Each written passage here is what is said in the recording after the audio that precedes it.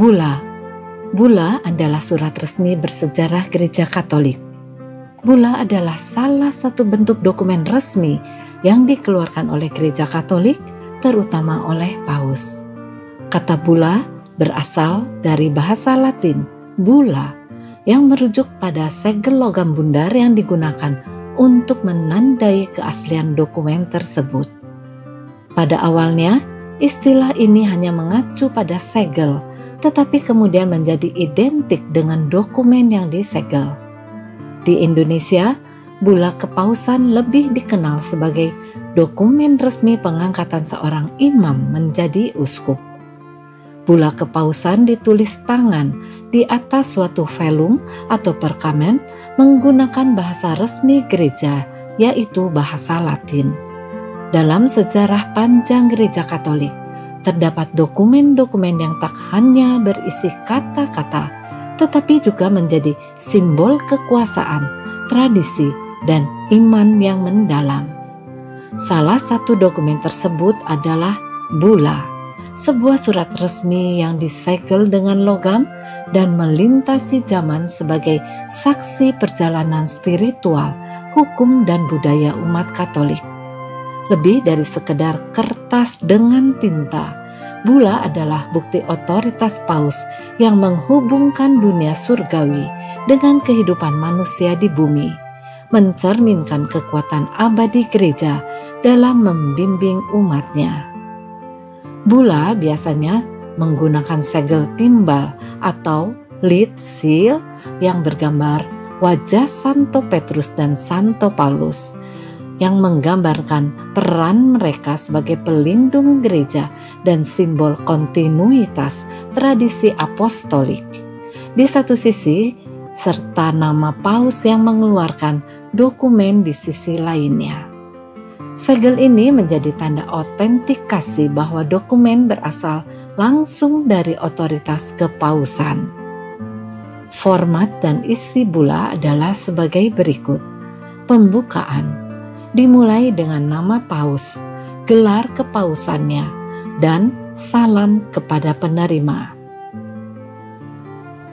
Isi utama menjelaskan maksud dan tujuan dokumen, seperti pengangkatan uskup, pembentukan keuskupan, pengesahan doktrin, pengampunan dosa besar, atau pengumuman konsili. Terakhir, penutup mengakhiri dengan tanggal dan tempat penulisan serta tanda tangan Paus.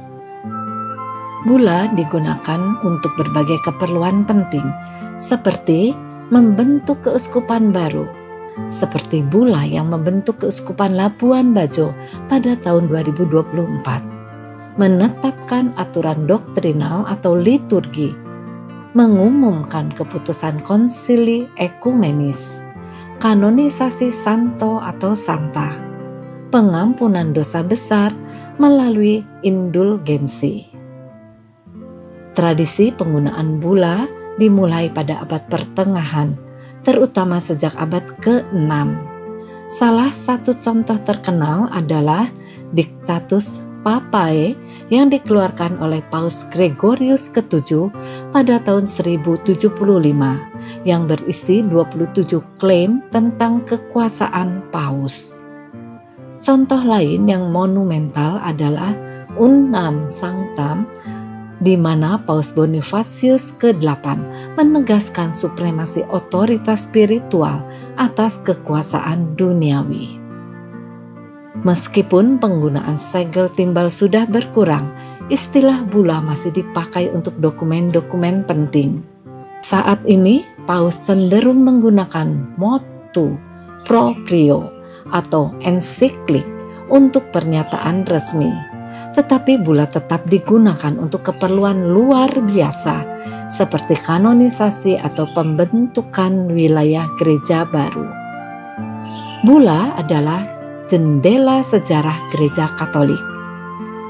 Setiap dokumen mencerminkan situasi teologis, sosial, dan politik pada masanya. Sebagai contoh, Inter Caetera yang dikeluarkan oleh Paus Alexander ke-6 memainkan peran penting dalam membagi dunia baru antara Spanyol dan Portugal. Sementara Laudato Si, karya Paus Fransiskus, menunjukkan keprihatinan terhadap ekologi modern.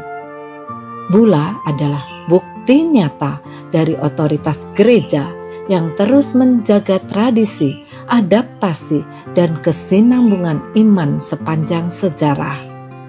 Dokumen ini tidak hanya menjadi instrumen hukum, tetapi juga saksi perjalanan gereja yang kaya akan warisan spiritual dan budaya. Jenis-jenis dokumen kepausan yang berbeda dari bula, ensiklik dan motu proprio. Walaupun sering dianggap sebagai dokumen serupa, bula berbeda dengan ensiklik dan motu proprio. Ensiklik adalah surat yang ditujukan kepada seluruh gereja atau komunitas tertentu. Sedangkan motu proprio adalah dekrit yang dibuat langsung oleh paus atas inisiatifnya sendiri.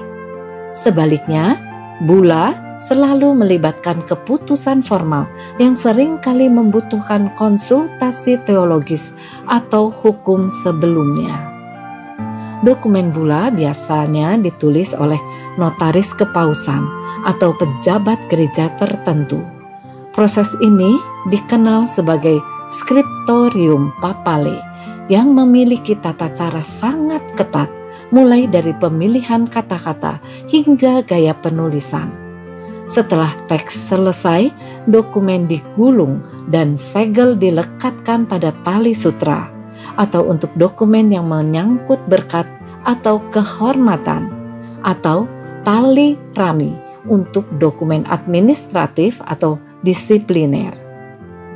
Penyegelan dilakukan oleh pejabat khusus yang dikenal sebagai bulator.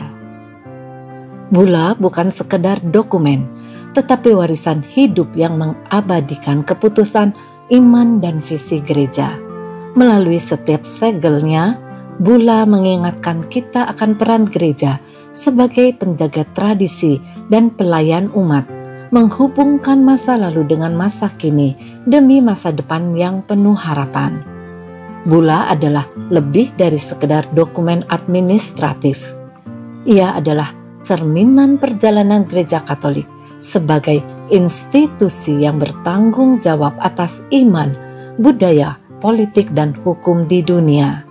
Dengan segala keunikannya, bula memberikan wawasan mendalam tentang kekayaan sejarah gereja, sekaligus menunjukkan peran penting gereja dalam membentuk peradaban manusia.